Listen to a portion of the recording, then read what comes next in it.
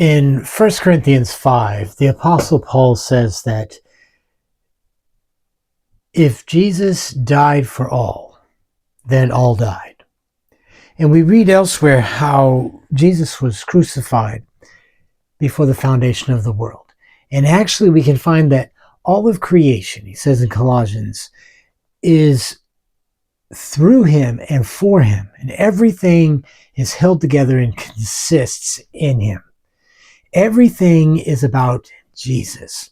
And God's entire plan from before creation, from the very beginning, was wrapped around and centered on Jesus. Jesus wasn't a plan B. Jesus was the plan from the beginning. He is the focus. He is the center. He is the whole purpose for all of creation and all of God's plan. And you don't get Jesus without the fullness of God, because in him is the fullness of God bodily. He is complete, totally God. So when you have Jesus, you have the Father, you have the Spirit. It's all wrapped up together. You don't get one without the other. In the first epistle of Peter, 1 Peter, in the first chapter, we're going to look at verse 3. And we're going to read in here, there's so much beauty in the gospel. And that it is such good news that the heart of God as the Father, as the Creator, his heart that yearns for, longs for you. He conceived you before the creation of the world. He said, I want you. And he planned for Jesus to be incarnated, to live, to suffer, to die, to be in the grave, to be resurrected. And all of this was done before the foundation of the world. It was all in the plan. And why? Why did Jesus come? Why did he die? Why was he resurrected? And it's all for our deliverance, to rescue, to deliver, to save us from that which was killing us.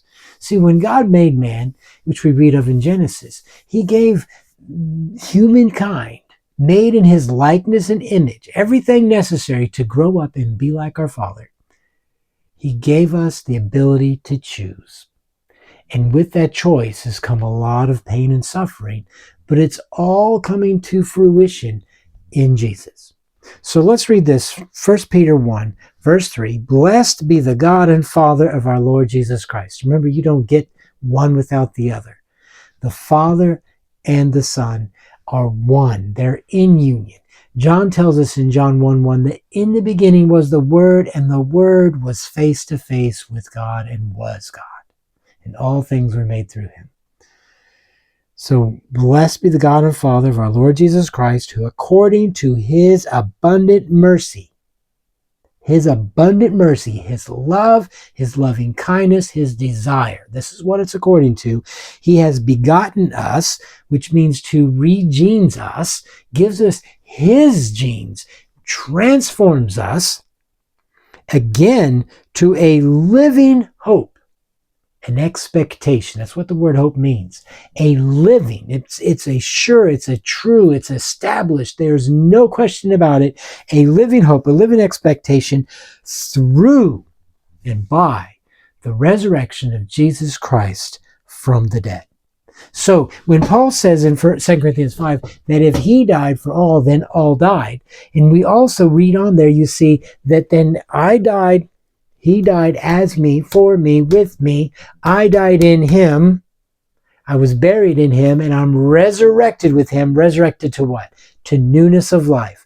I'm a new creation. I am living a transformed life. This is the living hope, that I am not stuck in the delusion, in the mistakes of the past, and in the works of the flesh, but I have been delivered from that through Jesus.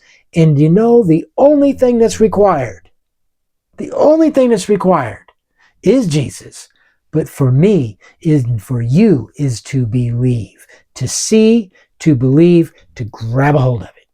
We're going to read more in 1 Peter 1 through this week, but this is something that we have a living hope, and it's through his resurrection, which is our resurrection. This is what baptism pictures. This is what it is a typifying, but this is the actual thing.